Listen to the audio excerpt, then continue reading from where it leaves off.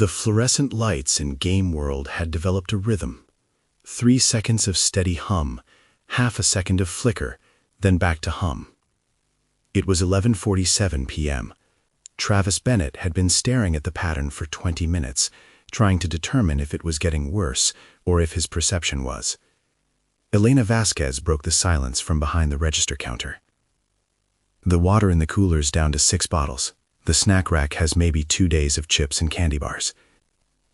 Travis didn't look away from the lights. His voice came out rough, unused. My mom's apartment had a pantry. Canned stuff, rice. She was old school about emergencies, hurricane preparedness. Elena swung her legs from where she sat on the counter. Her phone was plugged into the last working USB battery, screen dark. You want to go back out? I want to not starve in a video game store, Travis said. Mrs. Okafor shifted in her chair near the window. She had positioned herself where she could watch the parking lot through a 2-inch gap in the security blinds. She hadn't spoken in an hour, but she was listening. Now her voice came like a quiet bell.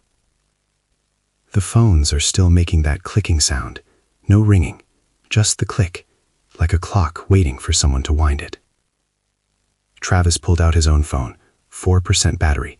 He had turned it off and on 3 times, watching the signal bars appear and disappear like a ghost playing peekaboo. He tried to keep his voice steady. Morgan texted me this morning, before the cells went weird. She said she was fine. Houston was chaotic, but she was fine. Your sister? Elena asked. Half-sister, Travis corrected. My dad's first marriage. She's not someone who panics. She's a logistics coordinator for a shipping company. She plans things. He tried the call anyway, held the phone to his ear, watching the screen. The call failed immediately. No signal. He tried again. Same result. On the 3rd try, something different happened. A hollow, distant ringing. Once, twice, 3 times. Then Morgan's voicemail, sharp and efficient. This is Morgan Reed. I'm not available. Don't leave a message. I won't check it. Text me or call back when you have signal. Travis waited for the beep. He spoke into the void, his voice cracking slightly. Morgan, it's Travis. I'm at the store. I'm with Elena. We picked up a neighbor of my mom's, Mrs. Okafor. We're okay. We're figuring out food and water. Don't come here. The roads are bad. Just...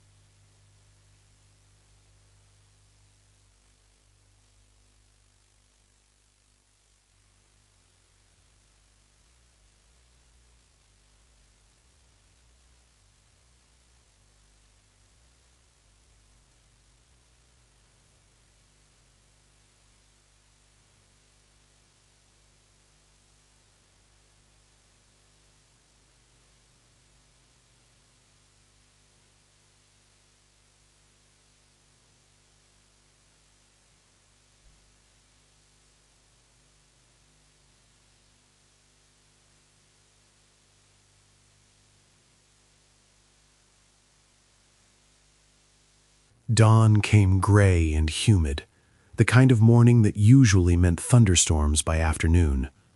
Travis hadn't slept. He had watched the fluorescent light rhythm until his eyes burned, then switched to watching the parking lot through the security blinds. Nothing moved. Not even birds. The silence had weight to it now, a physical presence that pressed against the glass. Elena stood near the snack rack, holding a granola bar like it was a peace offering. She had dark circles under her eyes. She had tried to sleep too, curled up behind the counter with a pile of t-shirts as a pillow.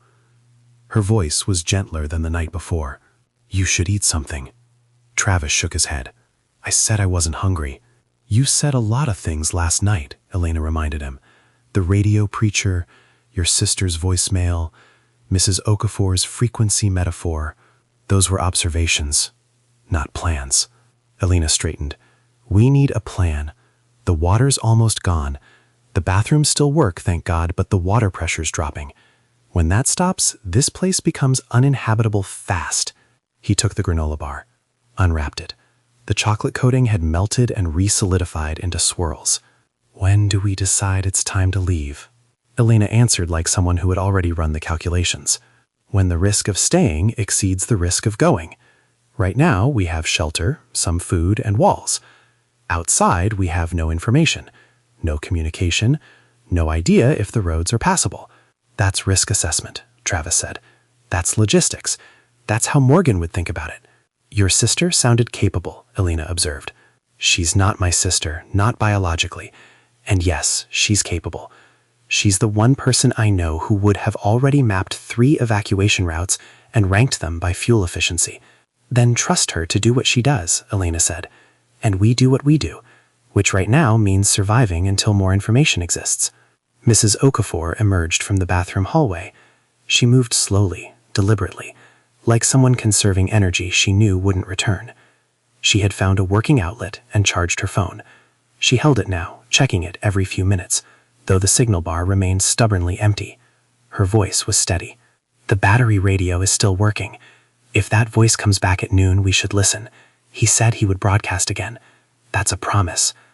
Promises are rare currency now." Travis nodded. He looked at his own phone. 12% battery, thanks to the wall charger he had found behind the counter. He opened the message thread with Morgan. Last text: "Houston chaotic, but okay. Don't come here. Roads bad. Love you." Sent at 6:47 a.m. yesterday, before everything changed. He typed a response he knew wouldn't send, his voice barely audible. "Still here. Still okay. Preacher on 102.5 at noon and midnight. Find a radio. Don't come here. Roads worse. Love you too." The message sat unsent, the circle icon spinning, searching for a network that wasn't there. The radio preacher said noon. It's almost noon now. Travis checked his watch. It still worked. One of the few things that did. 11:58. He walked to the counter, picked up the emergency radio, turned the dial to 102.5. Static. Then, clearer than the night before, the same tired, measured voice, now carrying new weight. "This is the voice in the dark. To those still listening, the sun rose this morning. I saw it. That is the first truth. The second is harder. I have received word from travelers. The cities are not safe. The roads between them are worse. But there are places between. Small places. Communities that still answer their doors. If you must travel, travel toward the smallest dot on the map you can find. The second truth. Help each other. The third. I will speak again at midnight. This frequency. Keep the faith."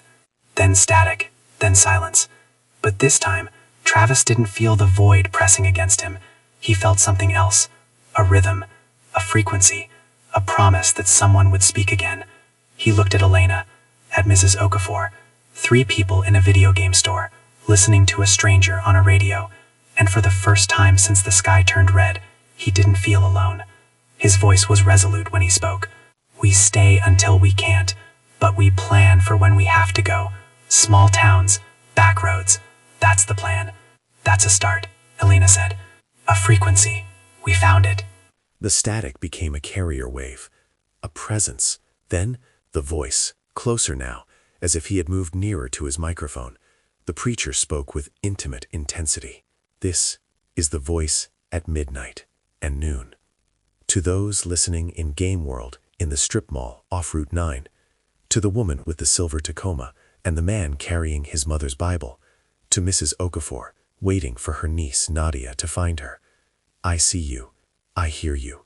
You are not alone." Travis stopped breathing. Elena had gone rigid.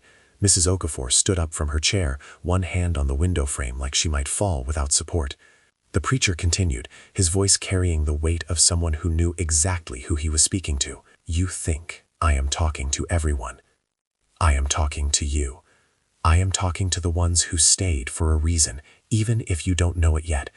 The world that was asked for faith and gave you convenience. The world that is coming will ask for everything else. Be ready. The next broadcast will not be a message. It will be a map, a way to find each other, to build what comes next." Static. Then silence. Elena's voice came out barely a whisper. "He said our names." Travis could barely form words. He's watching. Or he guessed, Elena countered, but her voice lacked conviction. Or he's guessing at 100 places and only one needs to hear him. Mrs. Okafor spoke like someone who had seen the miraculous before and recognized its return. He knew my name. He knew Nadia. He knew I was waiting.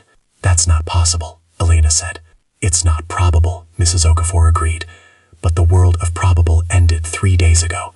We are in the world of possible now. And in that world, a voice on the radio can know your name, can see you in the dark, can promise you that the next message will show you the way forward. She turned to Travis, her voice carrying the authority of someone who had measured her remaining years and found them sufficient for this task. Your sister is coming with supplies and a plan. Your friend on the radio is coming with a map and a purpose. You, Travis Bennett, are the meeting point. You are what you keep.